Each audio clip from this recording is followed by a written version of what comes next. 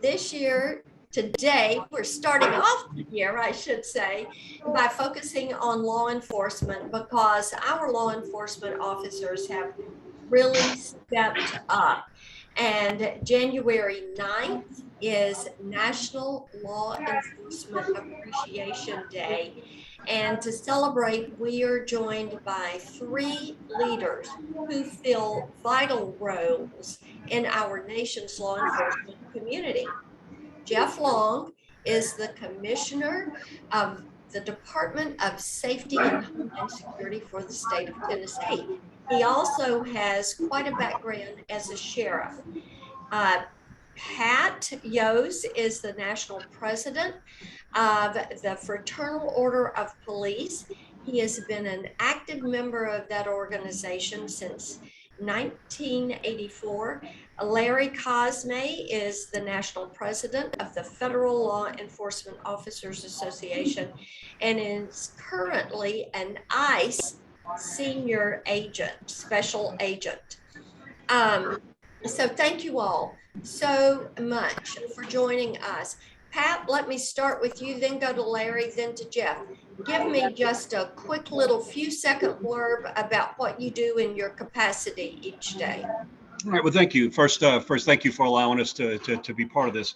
I'm a 36-year law enforcement officer, retired from an agency right outside of New Orleans, Louisiana, and I serve as president of the National Fraternal Order of Police. We are the largest rank and file law enforcement organization in the country, with 364,000 members across the country in every state.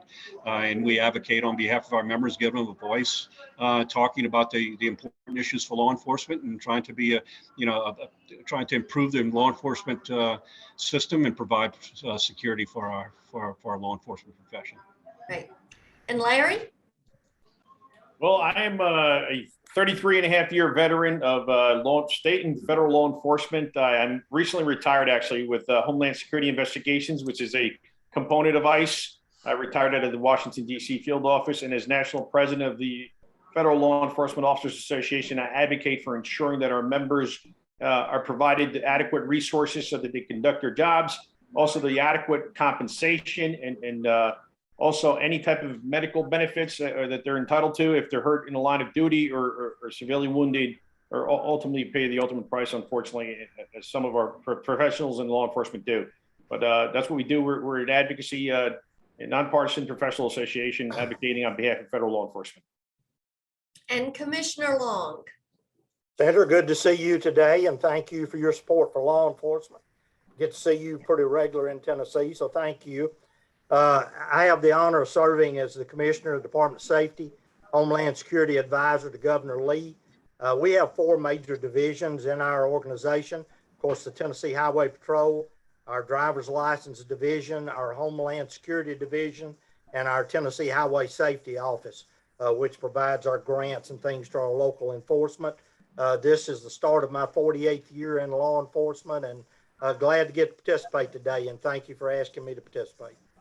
Oh, I'm delighted that you were with us. And Commissioner, let me just start with you. I know Tennessee has had quite a year, when you look at tornadoes and floods and really a lot of movement in the state also with people relocating to the state.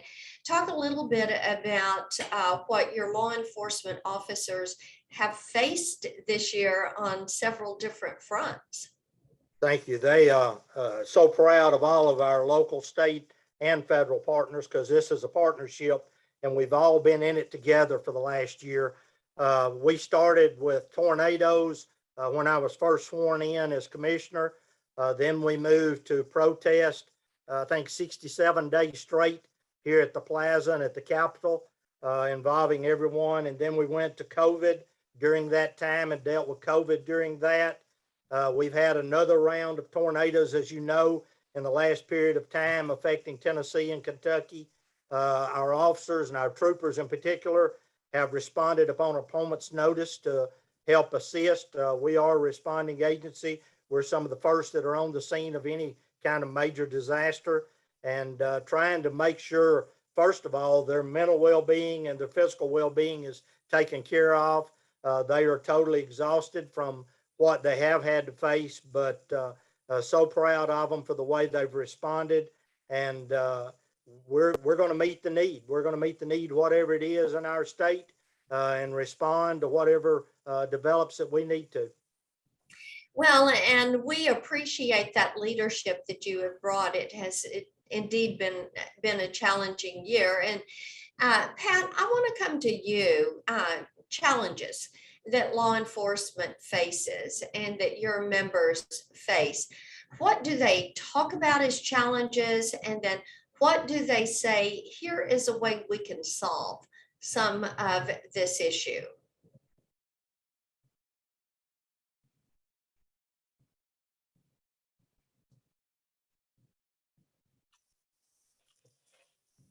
You have to unmute, Pat. You got to unmute yourself. Yes. Yeah, sorry about that. Senator, we find ourselves in a very a strange position. We have 800,000 men and women every single day pin on a badge and a uniform and go into their communities and make a difference in their communities. And it seems like overnight we would demonize. And there's a trend across this country that is just, trying to dehumanize law enforcement. And the reality is we are our communities. That's what we are. We're very much invested in the success of our communities. At the same time, we also recognize that the powers that law enforcement officers possess is directly related to the trust in our communities. And there are many that would like to destroy that trust. And our job is to try and have that meaningful discussion. I'm convinced there's not a problem in this country we can't fix if we commit ourselves to doing so and have open and respectful conversation, fact-based discussion to do so. So what our members are experiencing across this country, in cities across this country, is a movement of people who want to dehumanize and de-police America, and at the same time empowering criminals. And we see the results of that. They're making our communities and our jobs less safe. So our focus is to bring attention to that, bring attention to the fact that law enforcement officers are doing their job, despite all of the attacks of law enforcement, despite the fact that we're having our deadliest year this year of law enforcement officers shot in the line of duty. Ambush attacks are up 110% from last year. All of this, yet we're still on a job. We're making a difference in our communities and trying to bring light to the fact that we're finding ways to improve the criminal justice system. None of us said that we wouldn't, but at the same time, it has to be fact-based, and it has to be something that truly is rooted in some movement that is going to improve our communities across this country and make them safer. Larry, let me ask you this. They've each talked about the impact, and I want you to expand on that. The impact to the individual behind that badge, the impact to that family. When you see the kind of disrespect that has been hurled at law enforcement, and as Pat said, kind of demonizing law enforcement. So expand on what that impact is to the individual and the family. It has a great impact, and Pat was right spot on. We have individuals in this country that are villainizing our profession, and what happens is these individuals are saying that everyone is bad, but that's not true. The fact of the matter is that Americans love law enforcement. They love state, federal, and local law enforcement. And what happens on the federal front, when our members are sent on a temporary assignment to assist hand in hand these cities that are seeing a spike in violent crime, it becomes demoralizing for our members when they're out there fighting crime day in and day out, and they have to go home to their families. And it's just inexplainable how these individuals are demonizing them and vilifying them like they're bad folks. Listen, every profession has a bad apple. They get weeded out eventually in the justice system. But let me say one thing.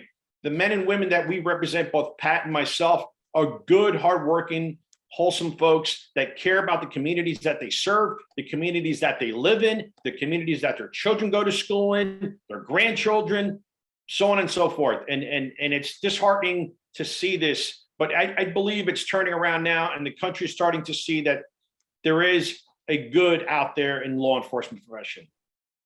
Yes, I think that is something that is so important. Let me ask you something else, Larry. How has the vaccine mandate impacted your members?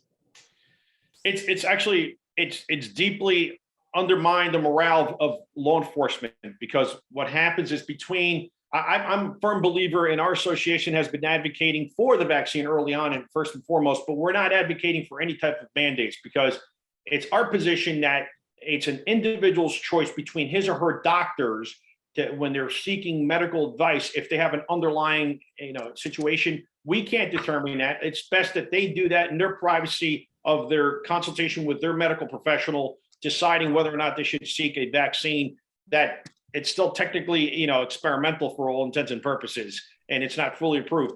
But that's the way we advocate for it. But it is demoralizing. The men and women believe that they should have been afforded an opportunity where they could be provided reasonable accommodations, whether it's religious, whether it's medical, in no sense. And that's where we stand.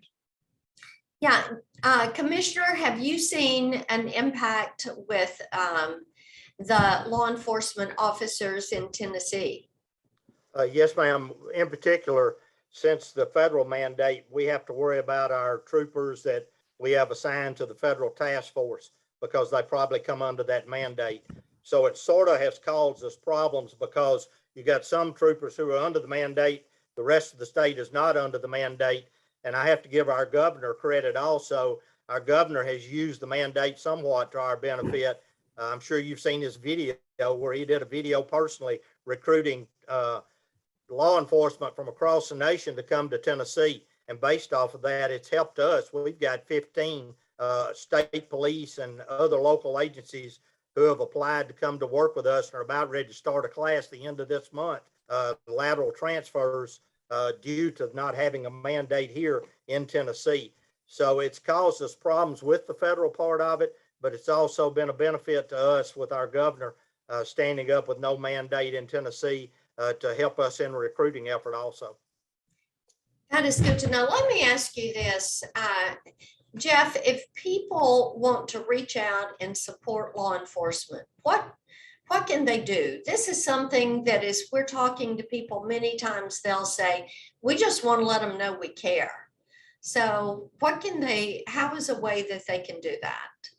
I think we all agree the simple way to do it is just a simple thank you.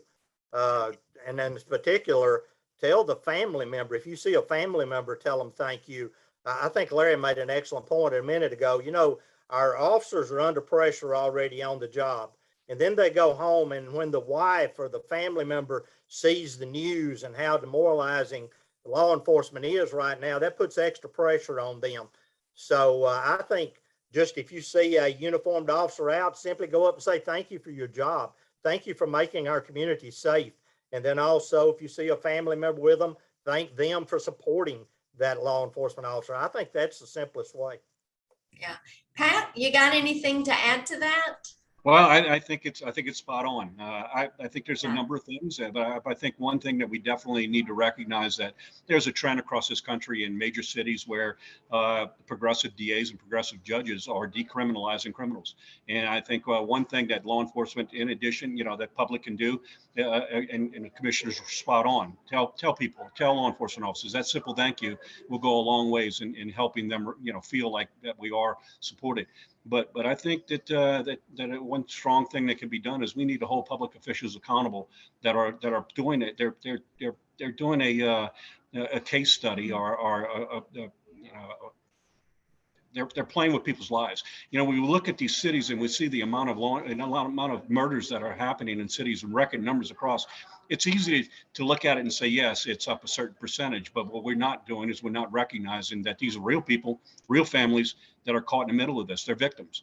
We depersonalize it by calling it numbers, but the reality is this experiment is costing people their lives, and we need to focus on what it is in order to be able to improve and make our cities safer. And we need to do it together. This division is not helping. I completely agree with you there, and I think it is so imperative that we back the blue. Yes. And that our men and women know that as they are putting on that uniform every single day to keep our communities safe.